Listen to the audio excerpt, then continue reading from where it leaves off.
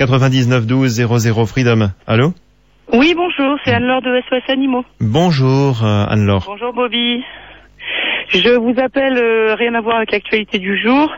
Je vous appelle pour dénoncer une nouvelle maltraitance absolument horrible, puisque nous avons trouvé hier sur la déviation de Grand-Bois un chien qui avait la tête enfermée dans un sac de chips, et le sac de chips était agrafé autour de son cou. Quand je dis agrafé, c'est-à-dire que la peau était agrafée également autour du sac.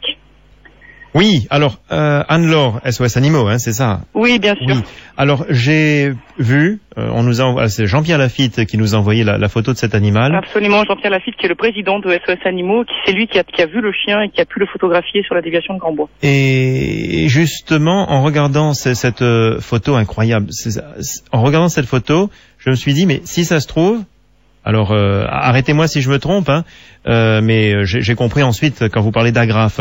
Mais le chien a pu, vous savez, en voulant prendre les chips qui restaient ou le sel au fond du sac, ça a pu être un accident. Mais vous parlez d'agrafe? Oui, c'est-à-dire oui, bien sûr. Donc il a mis la tête dans le sac et puis il s'est agrafé le sac de chips tout seul autour du cou, je pense.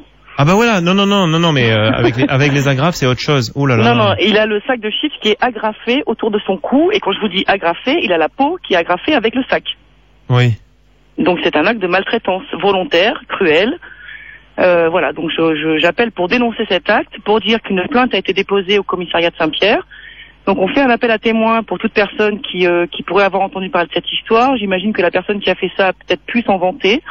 Donc toute personne qui aurait des renseignements sur cet acte de cruauté doit se rapprocher du commissariat de Saint-Pierre au plus vite pour donner son témoignage.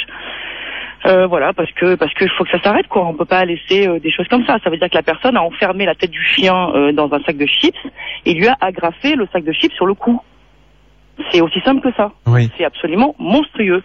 Le chien, était apparemment depuis vendredi soir sur le bord de la route sans que personne ne s'en émeuve, alors qu'il y a dû y avoir des centaines d'automobilistes qui sont passés devant. Et Jean-Pierre Lafitte, donc qui est le président de SOS Animaux, a fait quelques constatations, sur un cadavre de chien, donc ça vaut ce que ça vaut, hein. Mais apparemment, il n'aurait pas de traces de coups, donc le chien serait mort étouffé dans ce sac. Mais Jean-Pierre Lafitte, qui nous a envoyé un mail, dit aussi qu'il est possible que l'animal, n'ait pas mort par étouffement, mais on n'aurait pas placé le sachet de chips sur sa tête après sa mort. Alors, mais pourquoi ne pas avoir tout simplement déplacé le corps? C'est ce que nous a écrit Jean-Pierre Lafitte. Oui, après tous les scénarios sont possibles, hein. Il n'y aura pas d'enquête de police, il n'y aura pas de relevé d'empreinte, il n'y aura pas d'autopsie du chien, certainement. Mais incroyable, ça. Moi j'ai quand même si c'était une mise en scène macabre, c'est quand même absolument affreux, quoi. Alors la mise en scène macabre, j'y crois pas, parce que ça veut dire s'arrêter sur la 4 voies, descendre, ramasser le chien, avoir un sac de chips avec soi, une agrafeuse, et mettre la tête du chien, il lui agrafer la tête. Après, c'est possible que ce soit, on y a pensé aussi en réaction à la journée d'Oscar, puisqu'on avait dénoncé la mort par étouffement des chiens. Si c'est ça, moi-même j'ai reçu quelques menaces suite à la journée d'Oscar, je dois le dire. Des menaces. Voilà.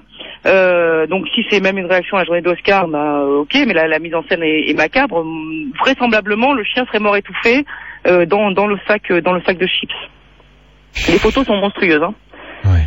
Je crois que vous les avez eues, les photos sont monstrueuses. Et pour finir sur la maltraitance, la semaine dernière, à propos de la journée d'Oscar, on parlait de la loi qui n'était pas appliquée. Je vais vous donner juste une petite anecdote. On a reçu un appel cette semaine d'un monsieur qui a eu son chien empoisonné. Suite à l'enquête de police, le voisin a reconnu l'empoisonnement. L'affaire a été transmise au procureur et le procureur a proposé une médiation. Voilà, donc on lui met une petite pichenette sur la main, il empoisonne le chien de son voisin et ça se finit par une médiation, il présente ses excuses et puis on en reste là, quoi. Une médiation. Donc une médiation. Même pas un rappel à la loi. Donc voilà, à quoi servent les lois, quand est-ce qu'elles sont appliquées, que doit-on faire, est-ce qu'il faut qu'on inonde les journaux d'affaires gore, plus gore les unes que les autres pour que les lois soient enfin appliquées? Le monsieur risque 2 ans de prison et 30 000 € d'amende et on l'emmène en médiation. Mais on a les tenants et les aboutissants de cette affaire. Je veux dire, l'homme en question a déclaré que c'était un accident, qu'il avait voulu faire ça pour les rats, par exemple, ou alors il a dit non, mais j'ai voulu empoisonner le chien. Comment ça s'est passé? Oui, il a avoué avoir empoisonné volontairement le chien de son voisin. Ben voyons. Voilà. Et le procureur, ça en reste là, presque. Donc le monsieur qui a déposé une plainte a refusé la médiation. Donc nous, on va se porter partie civile avec lui pour que ça aille plus loin. La Fondation Brigitte Bardot, qui nous soutient, se portera partie civile également pour aller plus loin dans cette affaire, parce que les lois sont là, mais les lois ne sont pas appliquées. Alors qu'est-ce qu'on peut faire? On constate les maltraitances, on constate des horreurs, mais personne nous suit. Quel choix on a nous derrière là? Si le procureur suit pas et le procureur ne nous aide pas à condamner les gens qui commettent des actes de maltraitance, je sais pas où on va. Hein. Et puis pour moi, c'est de la violence, c'est de la banalisation de la violence. Cette violence-là, elle est pas gratuite. Hein. Elle est là, elle est présente. Quand on est capable de faire du mal à un animal, je suis désolée de le dire, mais on est aussi capable de faire du mal à un humain. Voilà, mettre la tête dans un sac d'un chien dans un sac de chips et lui agrafer sur le cou. Je suis désolée, mais il faut pas être tranquille, quoi. Il faut être malade. C'est abominable. Et là, bien sûr, vous lancez cet appel à témoins. Voilà. Par témoin, on entend si quelqu'un a eu connaissance de quoi que ce soit concernant ce chien et le sachet de chips. Bien sûr. Alors, si quelqu'un l'a vu jeter sur la route, ou si la personne qui l'a fait s'en est vantée et que quelqu'un a entendu parler de cette histoire, donc qui se rapproche soit de SOS Animaux, soit du commissariat de police de Saint-Pierre, qui a reçu une plainte aujourd'hui pour cruauté envers animal. Eh bien, voilà. En faisant le 17, si on est à Saint-Pierre, tout simplement. Oui, voilà, on fait le 17 si on est à Saint-Pierre, absolument. Et cette affaire va être transmise également aux médias nationaux, bien entendu, et réunionnais, parce que je pense que ça passe par là. Il faut en parler, en reparler, toujours en parler. Il faut pas laisser ça sous silence. Maintenant, ça suffit, quoi. 2013, nous, c'est zéro tolérance. On va déposer une plainte systématiquement, on va en parler systématiquement, et voilà, il faut que les gens sachent ce qui se passe. Justement, à propos des médias nationaux, on a Frédéric sur freedom@freedom.fr qui nous dit que cela donne une mauvaise image des Réunionnais, de la Réunion en général, et qu'en métropole, il y a aussi des violences sur animaux. Bien sûr qu'il y a aussi des violences sur animaux en métropole, bien sûr qu'on en parle aussi en métropole, qu'on le dénonce en métropole, parce qu'on vit sur une île, il faudrait que tout le monde se taise, qu'on ferme les yeux, qu'on n'en parle pas. Non, ça n'a rien à voir, c'est pas propre à la Réunion, bien entendu, de la maltraitance sur animaux. Il y en a dans France, il y en a en Europe, il y en a dans le monde entier. Mais c'est pas une raison pour se taire, c'est pas une raison pour ne rien dire. L'image de la Réunion, elle est de toute façon écornée par sa façon de traiter les animaux. Moi, moi, étant une oreilles, donc j'ai beaucoup d'amis qui viennent sur l'île et qui sont catastrophés par la situation des animaux sur cette île. Et la mauvaise image, elle existe de toute façon. Donc ça sert à rien de se mettre un voile sur les yeux. Il faut en parler, il faut que ça s'arrête. Et c'est comme ça qu'on va redorer l'image de cette île. Cette île est magnifique. Moi, je vis là depuis 7 ans. Je ne cesse de le répéter. J'adore la Réunion. J'adore les Réunionnais. Je suis très bien ici.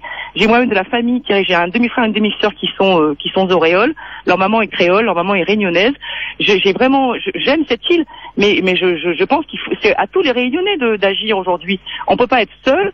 Il faut que tout le monde agisse. Il faut que tout le monde, justement, nous aide à se faire cesser ce genre d'abomination pour que l'image de la Réunion n'en pâtisse pas. Et je pense qu'on peut compter sur des gens comme vous, Jean-Pierre Lafitte, vous, Anne-Laure, la vice-présidente de SOS Animaux. On peut compter sur vous. On a énormément d'informations qui arrivent, des problèmes au tampon maintenant, après le port et Saint-Pierre. On va rester un petit peu en contact et puis je vous invite à nous dire si vous avez des témoignages. On va préciser bien sûr qu'on passe par la police. Si on est à Saint-Pierre, il suffit de faire le 17. Voilà, merci beaucoup. Merci Anne-Laure, bon courage. Bon après-midi. Au revoir.